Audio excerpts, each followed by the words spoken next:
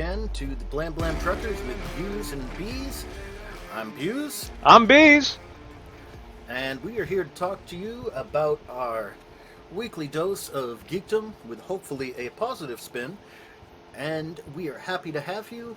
And as always, I will let our creative director, Bees, take over and he can start talking about some of our topics for tonight. And we will get into it. That's right, all you Blam truckers out there. I hope you're trucking away out there in Blam trucker land. So today, what we were going to talk about is the MCU, something we both loved for a long time, and I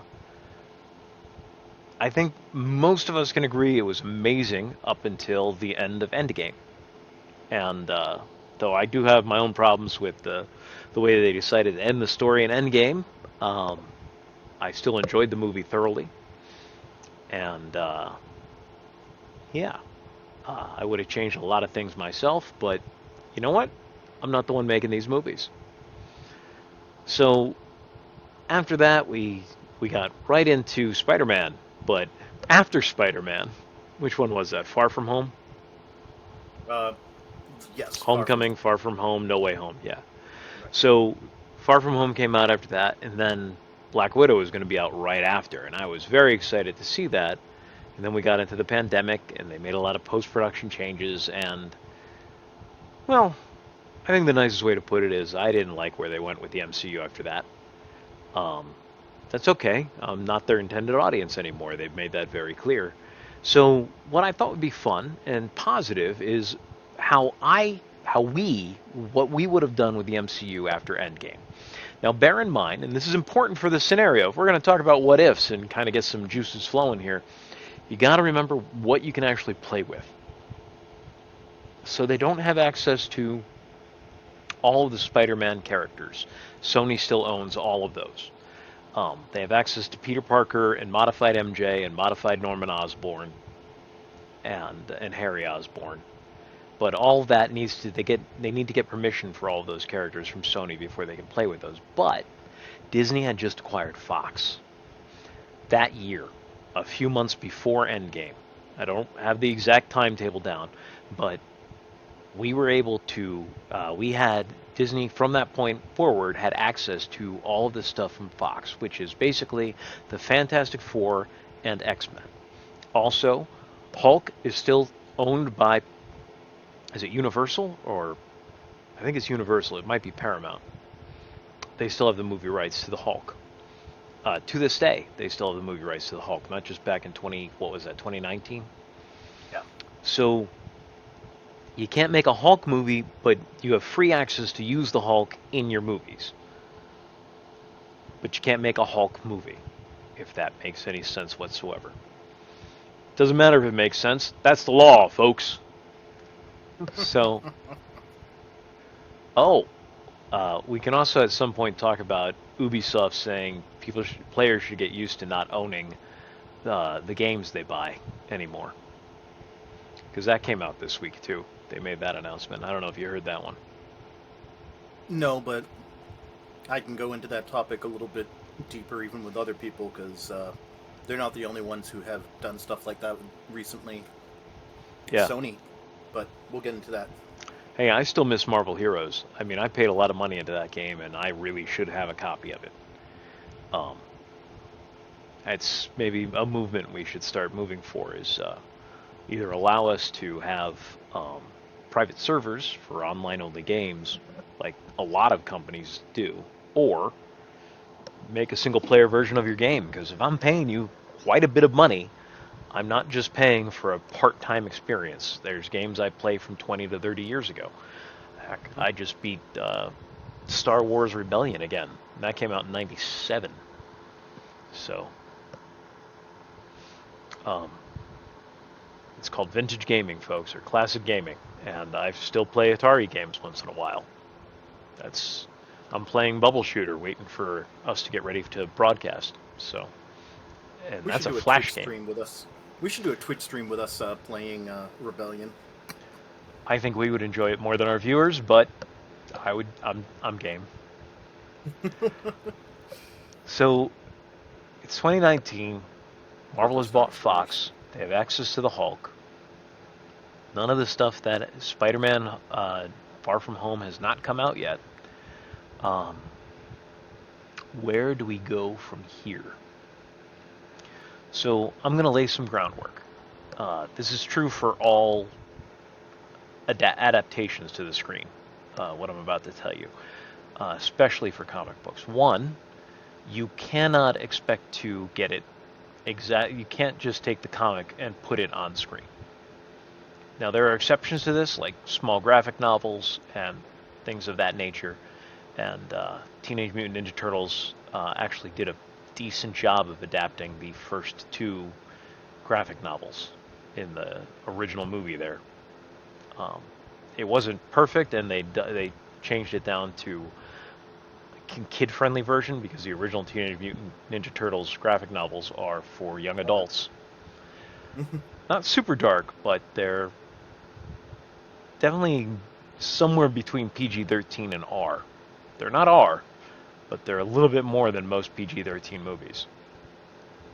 So you can't get a perfect adaptation onto the screen. That's why they're different. First off, they're different media, and especially in the case of something like the MCU, you're dealing with when was the first Fantastic Four comic come out? 62, 63 to 2019.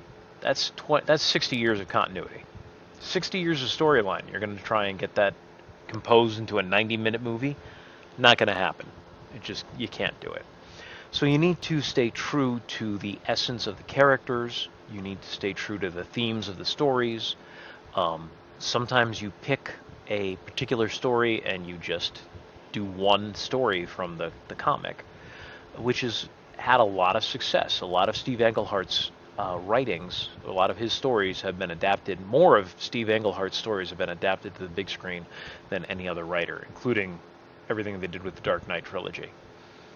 Two of those movies were based off of three of his stories. The first two. And then part of the Bane story, too. But it's a whole other conversation. I know. There's a lot of geeking going on here. Blam, blam, truckers. So, you want to stay true to the essence of the characters, to who the characters are. You want to stay true to the tone of the story. And over 60 years, there's a lot of different tones for you to choose from. But a dark horror adaptation of the Fantastic Four isn't really on point. There's been a few stories like that, but you're introducing the characters. That's something to do in a smaller story.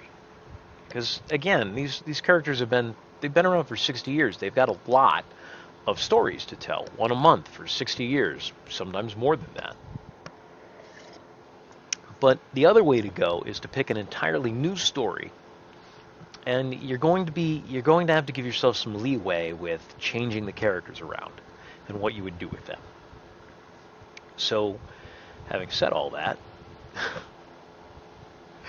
I would have done three different movies to continue the MCU forward. At this point, Tony Stark has died. Captain America has gotten old. And I would be introducing three new storylines. And not to say I wouldn't have done anything with the characters I'm not going to be talking about, but this is where my focus would be, because they've just bought Fox, and they have access to the Fantastic Four and the X-Men. So one of the stories is a Fantastic Four story. One of the stories is an X-Men story, how to introduce them into the MCU without making them new to us, the audience, but actually fitting them into the MCU history that we know so far. And the third thing I would do is I would refocus on Iron Man, and I wouldn't have done what they did with Rhodey in Secret Invasion, and spoiler alert, made him a Skrull. But I would have used Rhodey and done a Iron Man story based off of Rhodey and other people. So, views, where do you want me to start? Spider-Man, no, I didn't say Spider-Man. Fantastic Four, X-Men, or what I would do with the Iron Man technology. Pick your poison. Let's go with that. Let's go with Iron Man. Iron Man it is. So Rhodey is a great character. He's one of the first black superheroes. He's not the first black superhero. That was Black Panther, but Rhodey was one of the first. He replaced Tony Stark in the suit fairly early on in the run. What was it, 10 years in? And roughly in the 70s, late 70s, early 80s, so more than 10 years in. If I'm getting my timeline right, which I don't have it memorized, folks, so give me some leeway here. You can tell us what it actually was down in the comments below. Keep trucking, you blam blam truckers. So, Tony's gone, but his technology is still there. He's got Happy Hogan and Pepper Potts running his company, and you have James Rhodey, already an experienced pilot in the suits. You also have that amazing storyline that came to, well, a wet fart, really, that started at the beginning of Age of Ultron, where Tony was trying to create his Iron Shield. And this comes back to haunt us in, not Civil War. Oh, Voltron? Infinity War. Oh, okay.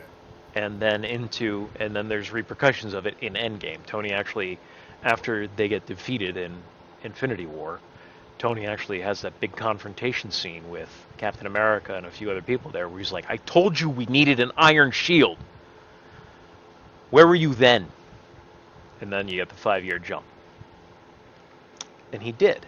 But his problem, and this was, I'm sitting there watching this movie in the theater, Age of Ultron, where he has the Iron Shield, and I'm watching it in the theater, and I'm already thinking to myself, why are you trying to make these suits controlled by artificial intelligence? Haven't you ever read a sci-fi story?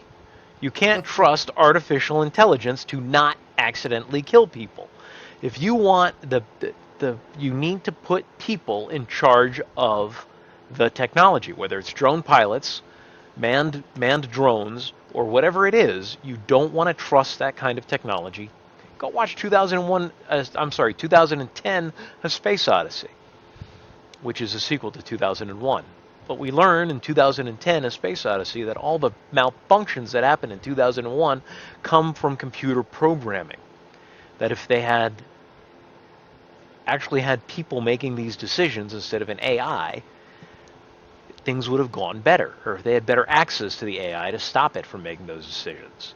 And that's just, it is played out over and over and over again, not only in the comic books, but in sci-fi novels. You don't trust AI with human lives.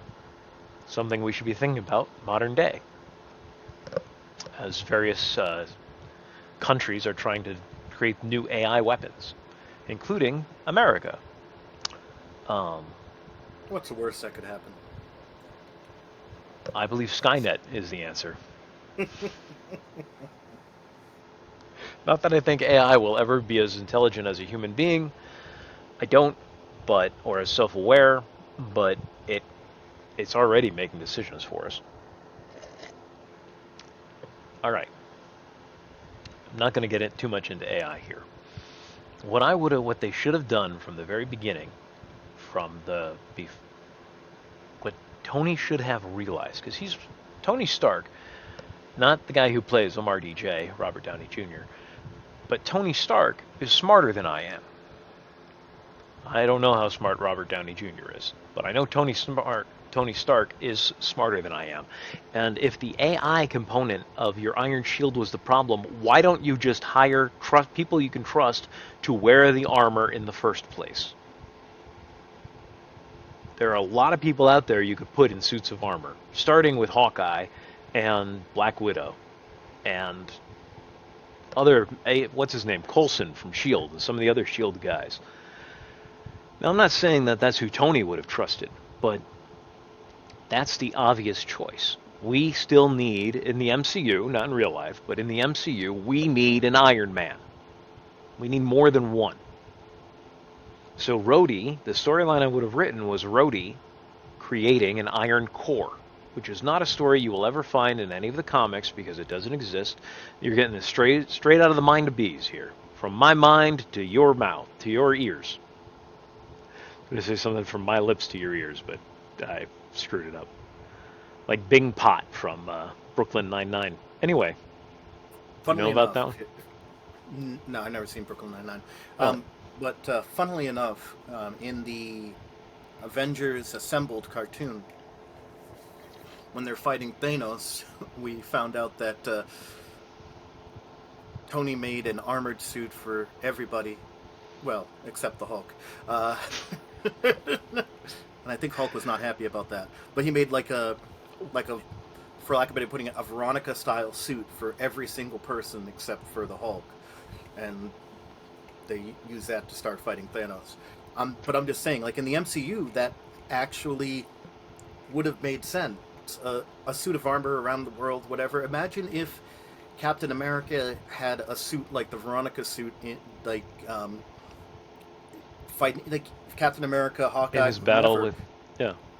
in battle with Thanos, or heck, since Tony started thinking of these things beginning with the Battle of New York City, that battle for New York City could have gone a lot different, and if that's what he was basing it off of, creating like big mobile suits that could possibly go toe to toe, 1-on-1, or at least 2-on-1 with like those big things that Hulk punched down in the first movie, you know, like that would have made. I'm agreeing with you pretty much, but stuff like that would have made sense. You, Hmm. at the very least, start with the Avengers. Obviously, you're already giving Rhodey. You've already given Rhodey a suit by Well, Age of he's got to get Ultron. his So, legs back, but well, oh I yeah, said Age of starting. Ultron. I know. I started talking before you finished.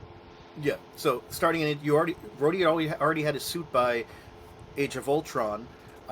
And again, Age of Ultron is when he had all these drones around, which is funny because in Iron Man 2, wasn't Tony completely opposed to AI and drones? Wasn't that part of the difference between him um, and Mickey Rourke's character? Where Mickey Rourke's character wanted to use drone, like you end up using drones as opposed to building suits. Like Tony felt like the safest. It's funny because I'm stealing a line from Captain America in Civil War, but Tony felt the safest hands were his own, Hmm. and realistically, people he trusted, like Rhodey and stuff. But he's trusting it now to well, pretty much Jarvis, which actually makes sense because he trusted the Jarvis AI. So that is actually a rather glaring plot hole that after he gets attacked by AI drones and the whole problem, and it wasn't a huge problem in Iron Man 2, but it was mentioned that he wanted, well, it was mentioned more in Civil War. But yeah, after the whole drone attack, maybe he's just, learning something from his enemies, but yeah, bit of a plot hole there. Anyway, I would focus the story around four people: Rhodey, and then three other pilots who he recruits from the military. Actually, he may have only recruited one of those pilots from the military. Because, so some of this is concession to the people who run Disney, but one of those other pilots, so you got Rhodey. So Mm-hmm. one of those pilots should be the mechanic from Iron Man 3, the kid, Mm-hmm. who I call the mechanic, though that wasn't his name, that was actually Tony's name in the movie, but the mechanically inclined child, who is an adult now, and we see him at the funeral of Endgame. Mm-hmm. So that would make a great pilot. Another one could be Ironheart. I'm not saying it should be, but there's going to be a lot of people who would want to see, well, some people who would want to see Ironheart, Riri Williams. Personally, I think that's a mistake. Riri Williams never took off with the audience in the comics. And after we saw the whole Namor thing in Black Panther 2 with Riri Williams, um, I think the nicest way to put it is her toys aren't selling. Fair enough. Um, so I don't know if that, in hindsight, would be the way to go, but I wanted the other two to be from, and you focus on four people because it's a manageable number. Rhodey is not trying to recruit an entire corps of Iron Man suits out there. He's replacing one man. Now, if Rhodey himself can't fly yet, if they decide to go that way with the storyline, then because he's still in the mechanical legs walking around. I don't Well, remember this if is he. post Endgame. This is Yeah, post was Endgame, he right? fighting an Endgame? in Yeah, the he suit? comes. Yeah, that's Remember, right. Ant Man comes up and holds him in his hand, and yeah. Yeah. All right. So quick like a bunny I am tonight. So Rhodey's in a suit. So he would pull the. I think he would pull the other two members besides the mechanic from the military. And Hmm. one of those characters, for my own personal reasons, for that I'm about to tell you guys about, should be a Chinese American. Okay. And the reason why is because we should introduce um, the Mandarin, the actual Mandarin, not the one from Ten Rings. Remember, none of this stuff has happened yet. So the Mandarin, the only Mandarin we know up to this point is the fake Mandarin from Iron Man 3, who may not actually be the fake Mandarin, but he might be. Well, actually, by this point, we already had "Hail to the King," so we knew that there was a real Mandarin out there. Yes. Hell to the King was one of the shorts in that came out with Thor Dark World, right? I don't know when it came out. But they did Marvel shorts, these little clips that were supposed to be part of the continuity. Hmm. So if there is a different real Mandarin who actually has rings on his fingers, like in the comics, sorry, um, Not on the arm.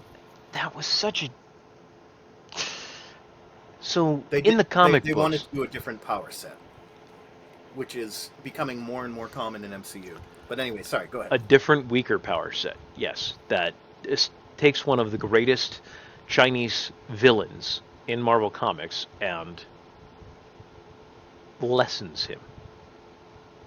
But increases the power of a Chinese hero. Shang-Chi never had access to the Ten Rings, No, so because Mandarin wasn't his father in the comics. right. I understand the argument. I'm just saying you're taking one of the greatest Chinese characters in the comics, even though he's a villain. But what a villain! What a great villain! A villain And he Tony almost never could beat either. hmm Anyway, typically what to either a standstill or more just like kind of outsmarting him to a degree, but not in a fight he could never beat him.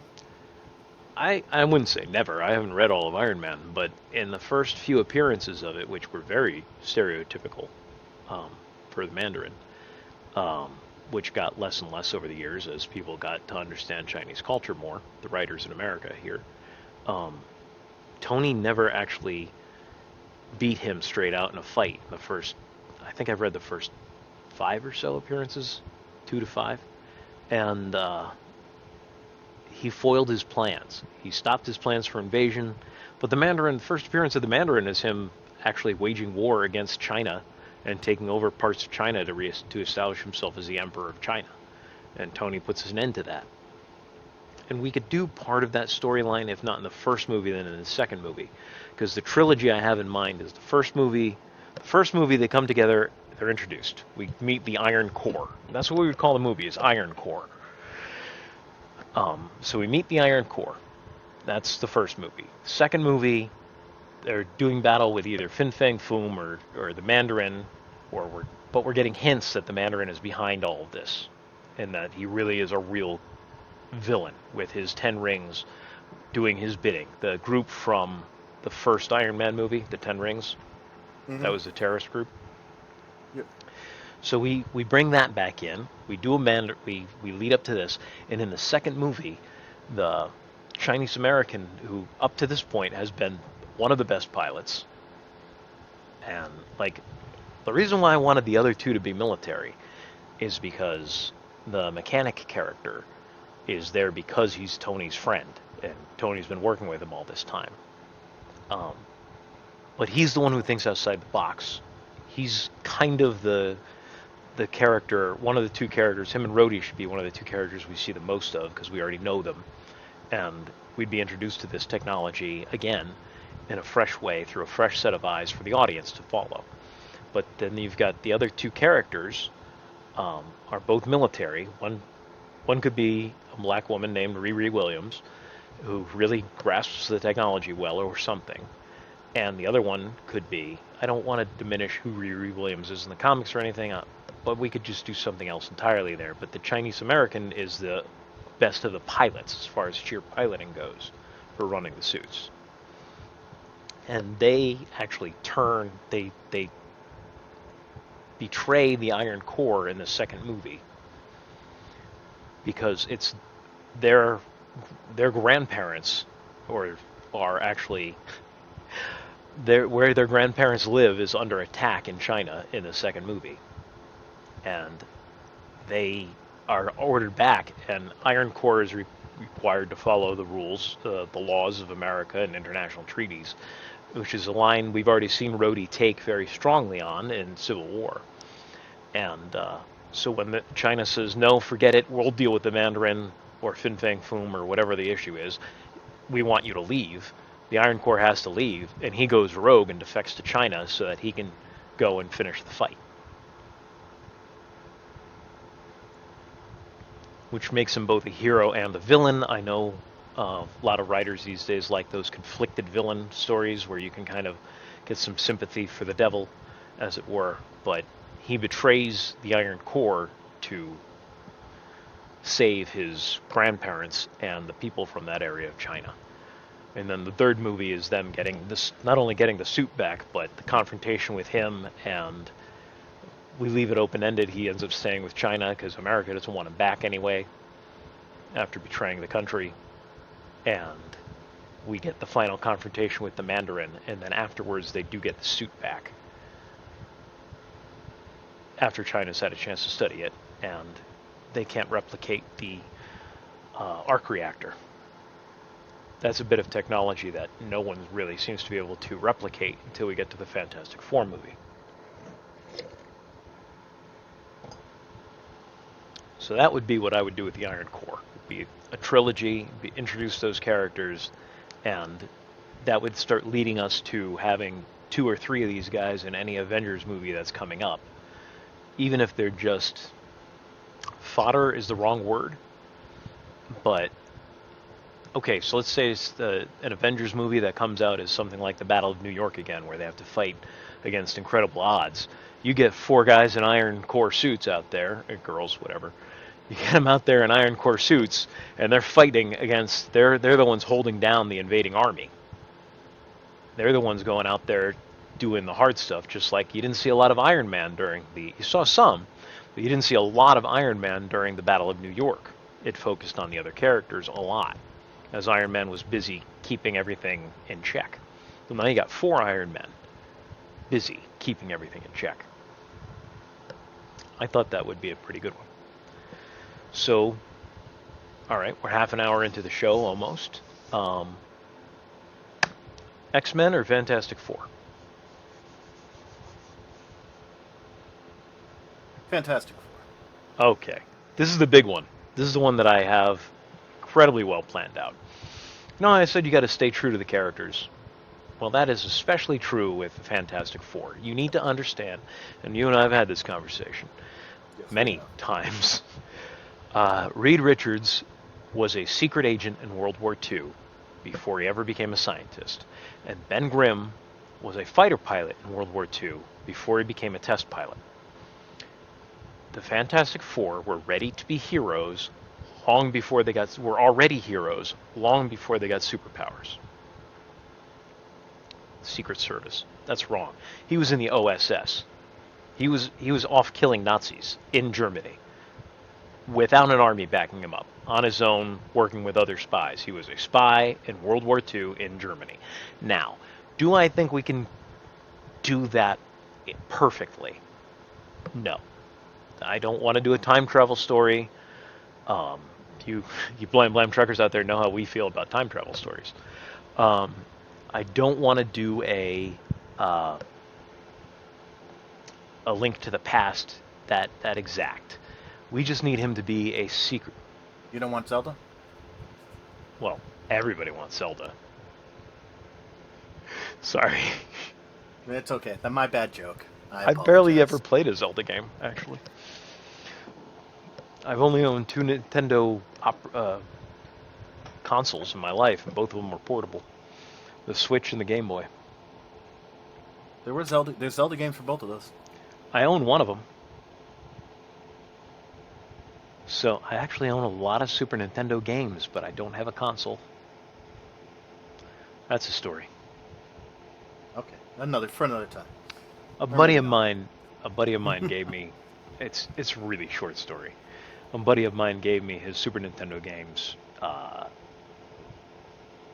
One of my high school buddies when I was in college, he gave them to me because his Super Nintendo broke, and he's like, "I know you'll play these," and he just hands me a bag, and I look at it, and I'm like, "I'm never gonna play these. I don't have a Super Nintendo."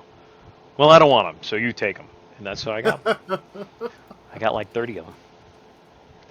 So anyway, you need to stay true to that. Now, the character you're going to need to modify from the comics a lot is Sue Storm, because back in the 60s, Stan Lee did not write Sue Storm um, as an equal, despite the fact that Jack Kirby did draw her and craft the stories with her as an equal member of the team. So this is what I would take. I would draw from one of my favorite portrayals of Sue Storm, which is what Jessica Alba did with her in the Fantastic Four movie, the first one. Sue Storm is a medical doctor. I thought that was a really good take on it. A prodigy, a genius. And you have to be to keep up with Reed Richards. And they have one of the most famous marriages in all of comics, and I hate when they turn it into, like, they've never turned it into an abusive marriage, but there is aspects of neglect from Reed obsessing over his work in the same way we see Tony obsessing over his work in the MCU already. That story's been told. We don't need to tell it again. I'd like to see them start off as married, and since this is 4 years ago, 5 years ago now, this is 2024 when we're talking about 2019. I would have had, and I came up with all this back in the day. I came up with it before Endgame, most of it before Endgame came out, believe it or not. Though I added to it to tweak it to make it fit once Endgame came out. Um, Johnny Storm would have been Sue's 16-year-old brother, much younger brother. Same age as Peter Parker at the time, and the two of them could have had some adventures together. But that's not going to happen now. None of these storylines are going to happen now the way I've got them plotted into the MCU. So, I don't want Reed Richards to be that much smarter than any of the rest of the geniuses in the MCU. He's smart, and he's generally considered one of the top smartest guys around, but he's not really in the comics scene to be much smarter than T'Challa or Bruce Banner. He just has more resources and access to more alien technology. Yeah. Which is exactly what I would give him in the MCU. So my plan was to have, now you're not going to find all this out in the first movie. So how do you think I should do this? Should I tell him what the first movie would look like, or should I go through the backgrounds of the characters? What do you think I I should do? mean, it's up to you. It's your flow, man. I know, but I can go either way, so flip a coin for me. Or just make a decision.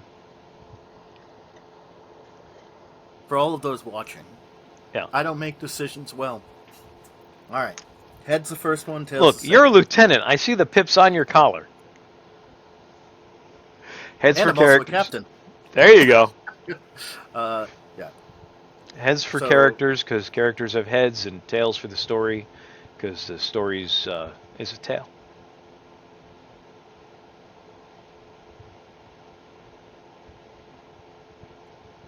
you can't even tell. Actually, you can. Kind of. I That's can. heads. All Yeah. right, so the characters. So Reed Richards and his father, his mother dies when he's young. Reed Richards and his father are abducted by aliens. I'm basically stealing Cyclops' father's story from the comics.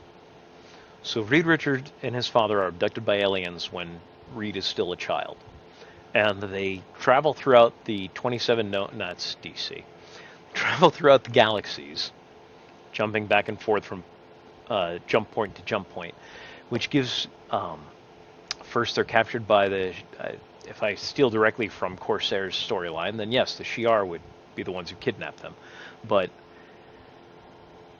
they escape their slavery or whatever situation they get kidnapped into, and his father, as far as Reed knows, dies along the way, and Reed has to grow up as an alien in an alien society, in this post-apocalyptic style alien society that the Guardians of the Galaxies function in today, only it's 15, 20 years ago.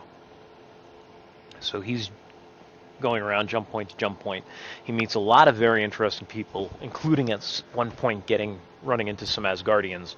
So Reed has this experience. He gets back to Earth when he's young, 16, 17, 20 on the outside, with all this knowledge of other species and how the galaxy works. And of course, who finds him but Shield? Shield recruits Reed because he can't fit into regular society at this point. And Reed is not good with dealing with people his own age. What he's great at is dealing with people older than him, other adults, and his interpersonal relationship skills are lacking. One, from the fact that he didn't have a mom, so you've got a little bit of detachment syndrome going on there. Not a lot, just enough to make it obvious. And two, he hasn't dealt with children at all for most of his life. He's been dealing with adults. You get good at what you practice doing, like everything else in life. So he becomes a secret agent working for S.H.I.E.L.D. He's in both their technology development, their science division, and he becomes a field operative. And he becomes their best field operative because he's Reed Richards. And the Reed Richards we know from the comics was the best OSS officer, the most successful in World War II. He is a hero long before he gets his powers.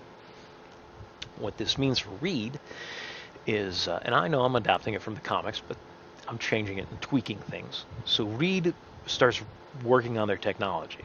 We never find out who the scientist is who, in the Avengers movie, rebuilt the Hydra weapons, but I think it should be Reed. And one thing about his father, one of the reasons why he got abducted, is because he was the one working with the Tesseract after Howard Stark died, but before, what's-her-name got it in... Captain Marvel got it in the Captain Marvel movie. When, well, Wendy Lawson / Marvell, whatever. Yeah, Marvel. Sorry, I really loved the Captain Marvel from the comics. The original Marvel. Yep. Anyway, I've got a comic in the other room. Yeah. 1977. Jim Starlin, some of Jim Starlin's best work. Anyway. Fedor, the Lord of Living Energy. Anyway, sorry, keep going. So, you see the notebook in Iron Man 2 of all the work that had been done with the arc reactor and the atom, the atomic structure that Howard Stark had discovered, and passed on to Tony, but he didn't have the technology to make it in his day. Mm-hmm. So Reed is familiar with this technology because his father worked on this technology. That notebook that came in the box that what's his name dropped off at Tony Stark's place there, and then watched him like super nanny. The head of Coulson. Mm-hmm. Sorry, I'm thinking about like 12 things at once here, trying to get it all out. So he's the one who continued working on the notebook, because there's a couple of different people's handwriting in that notebook, and one of them was Reed's father. I can't remember the name of the character from the comics, but I would look it up before I wrote up a proposal here. So Reed is familiar with this technology. So when Reed comes back to Earth, Fury gives him all the notes from the Pegasus Project in the hopes that Reed will be able to take the Pegasus Project and continue it, and continue to make arc reactors and power the Pegasus Project off the arc reactor, and allows him to work with the Tesseract. So Reed rebuilds the Hydra weapons. Reed figures out how to improve the Pegasus Project for instantaneous travel without a jump point.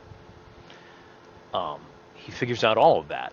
And while he's doing that, he's also a secret agent going off on missions. One of those missions is to Latveria. Latveria. Which I always get it confused with the real-life country of Latvia. It's not Latvia, it's Latveria, where Dr. Doom eventually becomes the ruler.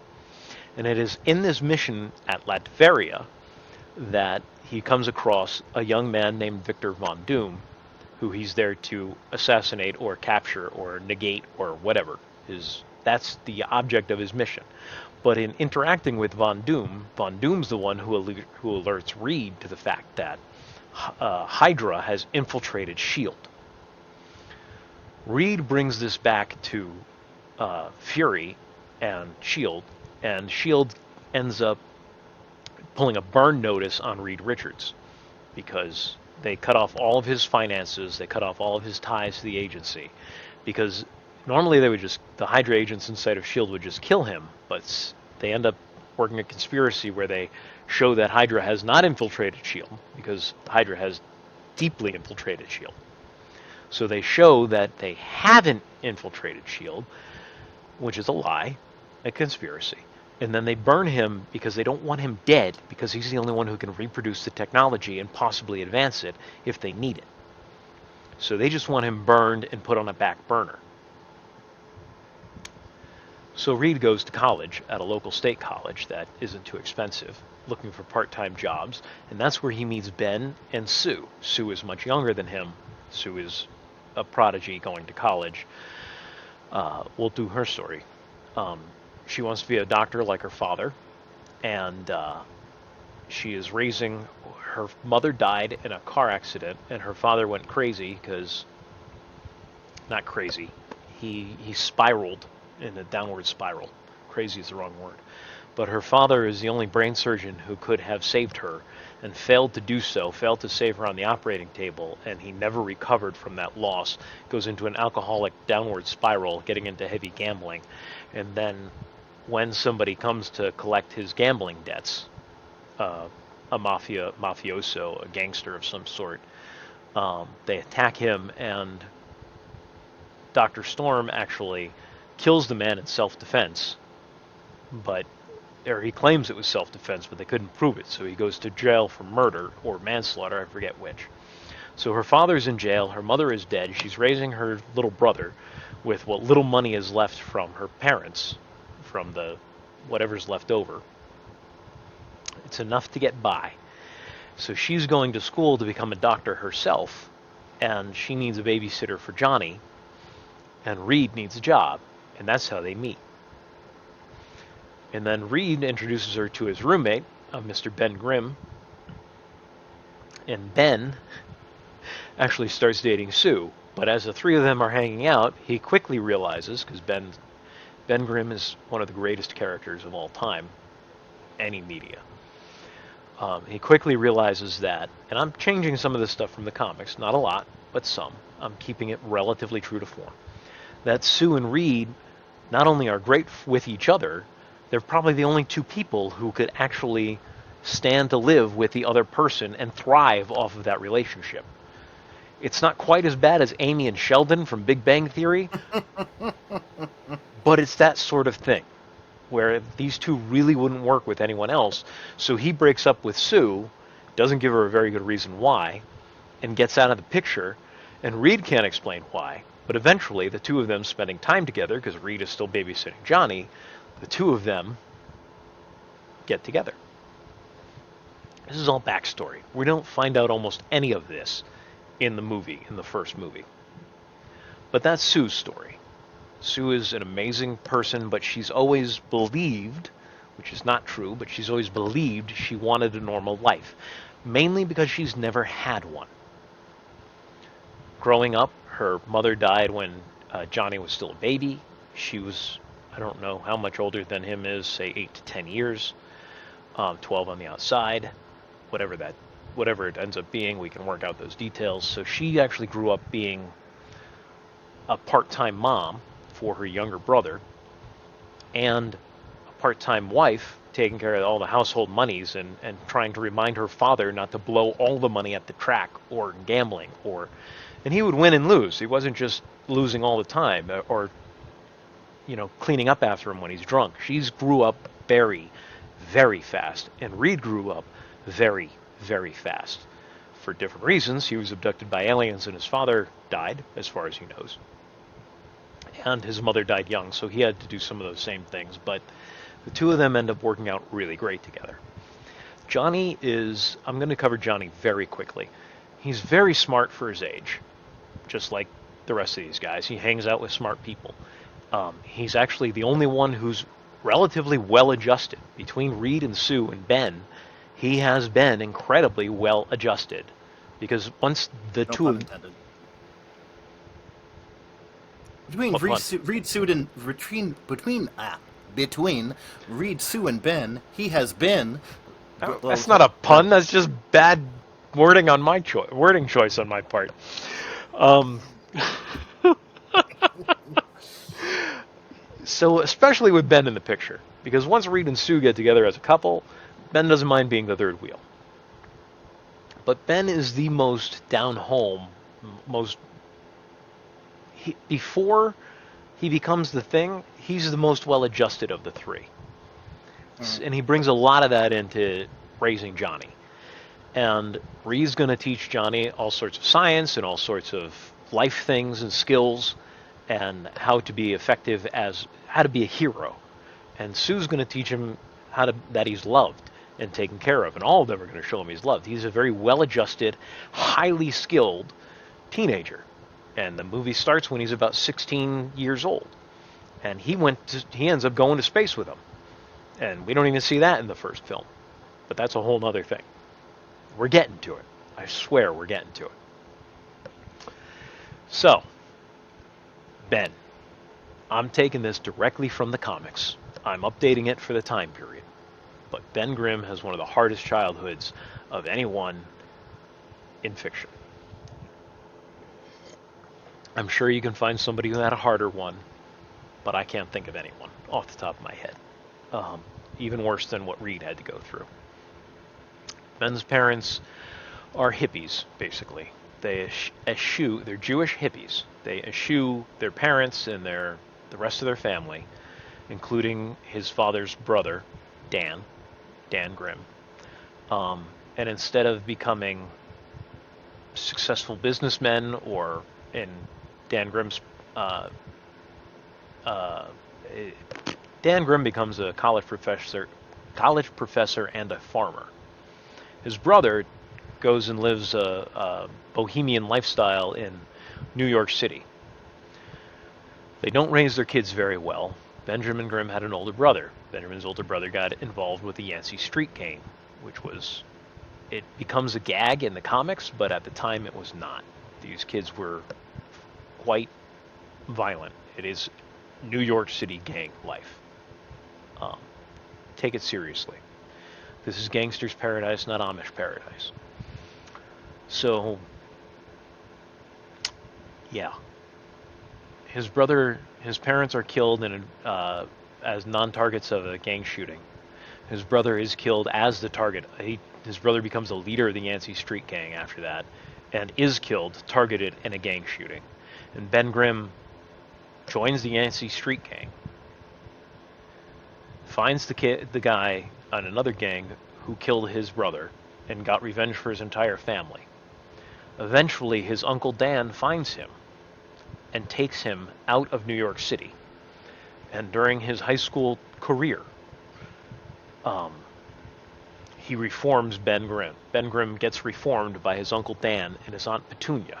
His aunt Petunia was one of Dan Grimm's students at college, who he ends up falling in love with and marrying shortly before they take in Ben. And Aunt Petunia is only about 5 years older than Ben, but many years younger than her husband, which is fine. They're both consenting adults. It's not, might be a little scandalous, but it's not illegal, it's not immoral, it's just a little scandalous. And they stayed together all these years. They've been together for 60 years. That's better than most couples do. And though they've been portrayed wrongly from people who don't do their research.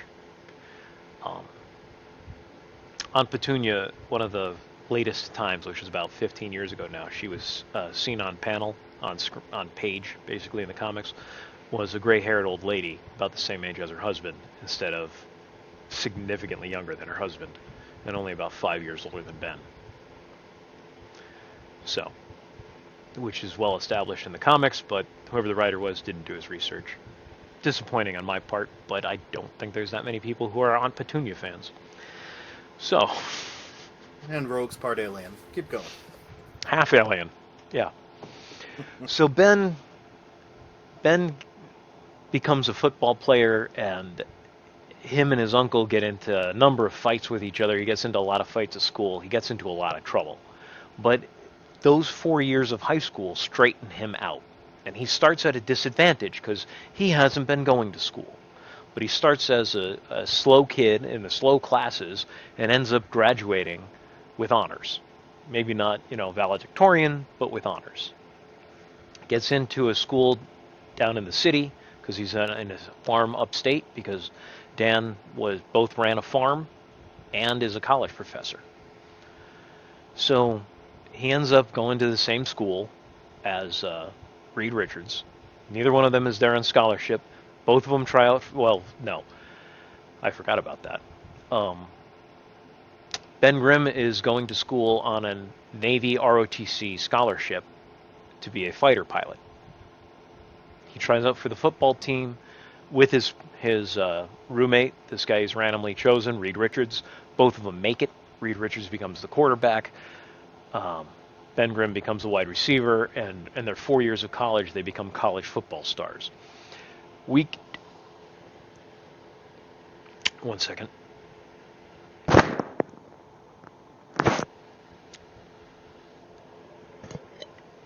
You okay? Yeah. Anyway, the trials and tribulations of talking. So, clear your throat once in a while, folks. It does help. We could do an Let me entire. clear my throat. Let me clear my throat. We could do an entire miniseries on them, the college years, with the three of them running around and having to watch Johnny as a kid, in the misadventures they get up to at college. We won't, though. So they get through college. Reed goes on to the NFL. Ben Grimm goes on, and the whole time while they're in college, and we can go back to alluding to this, Shield is checking up on these guys. So we might see an appearance of Black Widow or Hawkeye or Coulson, who's checking up on Reed to make sure he's not doing anything he shouldn't be doing. And there's some fun confrontations and Ben kind of gets this feeling that something's going on wrong here. But Reed's like, don't worry about it, I got this. And it's okay, I got this. I need to go talk to that guy. What was that about? Nothing. Don't worry about it. And Reed is older than Ben. Reed has been with S.H.I.E.L.D. for a while before he leaves there, has to get a college education, goes to a community college in the city, pays for it out of pocket, doing odd jobs and doing some babysitting. But he leaves there, and he actually gets into NFL tryout and gets her from college football, recruits, doesn't matter what. And he goes into the NFL. He marries Sue right out of college. She goes off to become a doctor.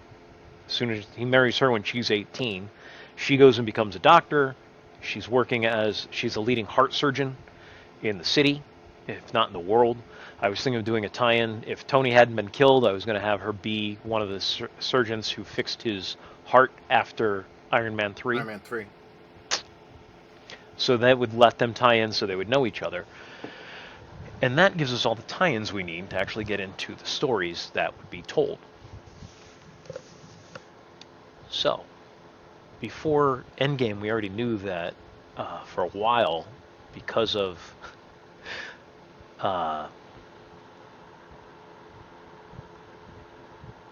there's a lot of hints in the movies that Nick Fury is a Skrull. And we're not sure exactly when he became a Skrull in the movies. And I don't know what they did with that in Secret Invasion. Maybe they told us. I don't know. I mean, he's Did you not watch a it? Skrull in Secret Invasion, but No. But what was it? The end of Spider-Man 2 that we see that he was yes. yeah, well, yeah, just pretty much just for that movie because it was the first movie after Endgame. But pretty much it was implied, even during Endgame. I think it was implied that Nick Fury at the funeral wasn't Nick Fury even then. Anyway, so when Shield dissolves after what is that? Winter Soldier. The surveillance on Reed Richards finally stops, and he begins working, taking his money from the NFL, and begins working on building his own Pegasus-style drive, a Richards drive, really, because he knows how to make arc reactors. So he's doing this. He's ordering parts and stuff, and he's building it in his shed at his house, or his garage, or barn, or whatever, wherever they live. Um, and so he's building that, and that is the vehicle that they end up. And I've got all these Ben Grimm stories, but we're trying to keep this down to. Let's end this at the hour, and then I'll get into X-Men. What I do with the X-Men, because that's not nearly as long, but it's a fun talk. And they end up going into space to test the Richards drive, which will allow them instantaneous travel from planet to planet without jump drives. One of the tales I want them to do is actually go to Skrullos, the capital of the Skrulls, and have an adventure there. And then from Skrullos, and Reed has to explain to them how he knows about these things. And there's this whole tension between him and Sue, like, you never told me you were abducted by aliens. Would you have believed me if I did? You never told me you were a secret agent. Would you have believed me if I did? On top of that, I can't tell you everything I did as a secret agent. For your own sake. Or I couldn't at the time. Now that I can, I'm telling you. And so there's some tension there. And a good scene between them. And Johnny's along for the ride, and Ben is actually paid by. He goes into the Marines instead of going into football. Like, though heavily recruited, instead of putting his name in for the draft or whatever, Ben fulfills his promise of becoming a fighter pilot for the Marines. And so the Marines, and he's the best fighter pilot in the world, just like he was in the comics. I think 30 confirmed aerial victories. Ben actually gets hired by the Marines to watch Reed Richards, because the Marines know that Reed Richards is a burned spy. They don't know much more than that, but they know he's a burned spy, and they want somebody watching him after Shieldfall goes away, because they know someone in the Marines or someone in the government. We could maybe make an Amanda Waller style character here, or use Valerie Cooper, who's already an X-Men character, or Henry Peter Gyrich, though he gets abused far too much already. So someone has him watching Reed Richards. So he gets extended leaves to go on these wild adventures with Reed, as Reed goes all over the planet checking stuff out and doing all this research he needs and checking out things and taking care of things. Already he gets the leave from the Marines. So when it's time for him to go into space with Reed, the Marines are like, go, that's your mission, go. So he's the pilot on the ship. Johnny's there to help out with mechanical problems if anything arises, and they couldn't keep him away anyway. What an adventure, going into space. Sue's there as the ship's doctor, and she believes in her husband. And Reed is there knowing the drive will work and wanting to prove that. And he's the only one who can build arc reactors to power the drive, the Richards drive. So they go. They go to Skrullos. They have some adventures there, and then Reed wants to check out, because he's heard rumors on his subspace communicator. Subspace was a comics thing around the same time it was a Star Trek thing, in case you were curious. Like, early Fantastic Four talks about subspace. So I don't know the exact timeline, which one came first, but they were both talking about subspace back in the 60s. So, there we go. He's heard rumors that the celestial ego has been destroyed, and he thinks he's figured out where ego would be. So they go to where ego would be, and that is where they run into Galactus, who is also checking out the death of a celestial. And that is where they turn into the Fantastic Four, because Galactus looks at them, and he kind of waves his hand, and as soon as they see Galactus, 3 of the 4 of them are just staring at him like total awe. And Ben's the only one. Reed. No, the 4th is Ben. Oh. Reed's like, Galactus? In a whisper. And Ben's the only one who's like, well, I can't say on YouTube what a Marine would say in that situation, but all of his training kicks in, and he is not in awe. he knows, he recognizes danger, and he starts, as soon as the thing turns and he sees that it sees them, he starts getting the ship ready to jump back to Earth. There's a flash of light. They jump back to Earth, but not before there's a flash of light coming out of Galactus's hand. And as they're landing the ship through atmospheric reentry, as Ben is trying to survive that, the others are going through changes, and Ben is going through changes while he's muscling the ship into a crash landing. And that is how they become the Fantastic Four. We don't see any of that in the first movie. Now we'll get into the movie. Or we'll do it after the break. If anybody knows David Zaslav or somebody else from DC who would like to listen to some movie pitches after hearing these movie pitches, send them my way. Send them to Bees, the ever-loving blue-eyed Bees, at Blam Blam Truckers. Otherwise, keep on trucking, you Blam Blam Truckers.